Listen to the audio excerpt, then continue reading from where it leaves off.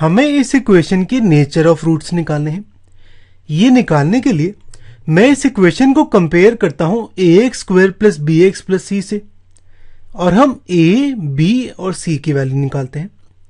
अब a होता है वो नंबर जो x² से मल्टीप्लाइड है, यहां पे 3 मल्टीप्लाइड है x² से, तो a की वैल्यू 3 होगी। b होता है वो नंबर जो x से मल्टीप्लाइड है, यहां पे -4√3 ये मल्टीप्लाइड है x से, तो b होगा -4√3। और c मेरा कांस्टेंट होता है, तो c की वैल्यू होगी 4। तो यहां पे a, b और c की वैल्यू आ गई। अब हम d की वैल्यू निकालते हैं।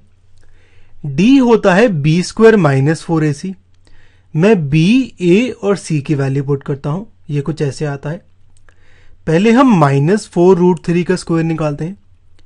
अब -4√3 का स्क्वायर होगा -4√3 इंटू -4√3, यानी -4 इंटू -4 इंटू √3 इंटू √3। अब माइनस इंटू माइनस प्लस हो जाएगा, 4 इंटू 4 16 होगा, √3 इंटू √3 होगा 3, तो ये आएगा 16 इंटू 3। हम इसे मल्टीप्लाई करते हैं। 16 इंटू 3 होगा 48, और 4 इंटू 3 होगा 12, 12 इंटू 4 होगा 48। तो d आएगा 48 माइनस 48 यानी 0। तो यहां पे d की वैल्यू 0 आ गई।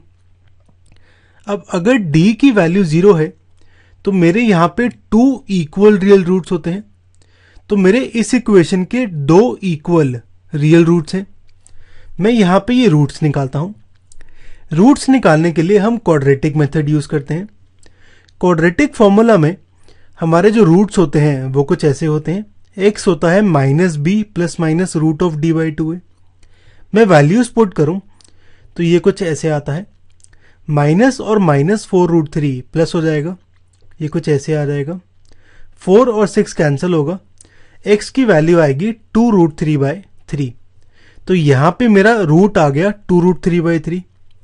अब मेरे 2 इक्वल रूट्स हैं, तो यहां पे मेरे दोनों रूट्स होंगे 2√3/3।